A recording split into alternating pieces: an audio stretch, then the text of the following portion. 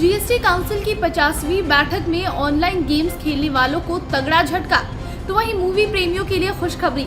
जानिए नए फैसलों से आपकी जेब पर कितना पड़ेगा असर। नमस्कार, TV9 दिल्ली NCR देख रहे हैं आप और आपके साथ मैं हूं प्रतिज्ञा कश्यप। जीएसटी काउंसिल की 50वीं मीटिंग की शुरुआत काफी दिलचस्प रही। एक और जहां ये खबर आई कि जीएसटी को मनी लॉन्ड्रिंग के दायरे में लाए जाने के विरोध में दिल्ली और पंजाब के फाइनेंस मिनिस्टर ने विरोध किया है। दिल्ली की वित्त मंत्री आतिशी और देश की वित्त मंत्री निर्मला सीतारमण के साथ बहस भी हो गई। तो वहीं इस मीटिंग में आम लोगों को राहत देने के लिए कुछ फैसले भी लिए गए, जिसमें कैंसर जैसी बीमारी की दवा को जीएसटी से पूरी तरह से छूट मिल गई है। इसके अलावा सिनेमा हॉल में मिलने वाले खाने पीने के सामान पर भी जीएसटी को कम कर दिया गया है। दरअसल जीएसटी काउंसिल ने घोषणा की कि सिनेप्लेक्स के अंदर रेस्टोरेंट पर पहले से 18% की बजाय अब 5% जीएसटी लगेगा और बदलाव से पहले 100 रुपए से कम कीमत वाले मूवी टिकटों पर 12% टैक्स लगता था, जबकि इससे ऊपर के टिकटों पर 18% जीएसटी लगती थी। काउंसिल ने सिनेमा टिकटों की बिक्री और पॉपकॉर्न या कोल्ड ड्रिंक जैसे खाने की चीजों की सप्लाई पर कहा कि बेसिक सप्लाई की लागू दर के अनुसार ही टैक्स इन सब पर लगाया जाना चाहिए।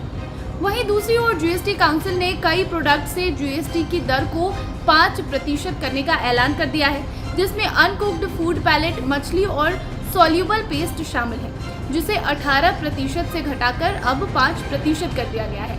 इसके अलावा कैंसर की दवा टिनुटुक्सिमैब और रेयर डिजीज के इलाज में यूज होने वाले स्पेशल मेडिकल फूड के इंपोर्ट पर भी जीएसटी से छूट देने का फैसला लिया गया है, जहां दवा पर 12% इंटीग्रेटेड जीएसटी लगता है। जीएसटी काउंसिल का टैक्स रेट को कम करने और स्पेसिफिक प्रोडक्ट्स पर छूट देने के फैसले से बड़े पैमाने पर लोगों को मदद मिलेगी। लेकिन इस बैठक में ऑनलाइन गेमर्स के लिए एक बुरी खबर भी है, क्योंकि इस बैठक के बाद सबसे ज्यादा नुकसान ऑनलाइन गेमिंग प्रोवाइड करने वाली कंपनियों पर पड़ा है।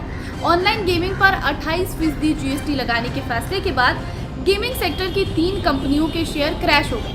आपको बता दें कि अगर आप सट्टेबाजी जैसे ऑनलाइन गेम्स खेलते हैं तो आपको जीएसटी चार्ज देना होगा और इसमें ड्रीम 11 और 10 क्रिक जैसे गेम्स शामिल हैं।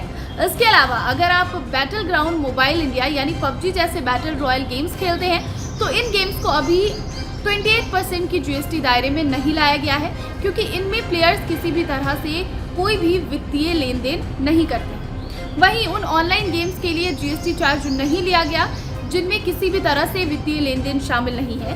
साथ ही ऑनलाइन पीसी गेम्स या फिर एपिक गेम्स जैसे प्लेटफॉर्म के जरिए गेम्स खरीदने पर आपको किसी भी तरह का कोई भी जीएसटी चार्ज नहीं देना होगा। जीएसटी काउंसिल के ऐलान के बाद एक और जहां ऑनलाइन गेम्स खेलने वाले लोगों को तगड़ा झटका लगा है, तो वहीं ये देखना दिलचस्प होगा कि जो रियायतें बाकी चीजों पर मिली है उसके बाद ग्राहकों की कितनी बचत होती है और उनकी जेब पर कितना असर पड़ता है।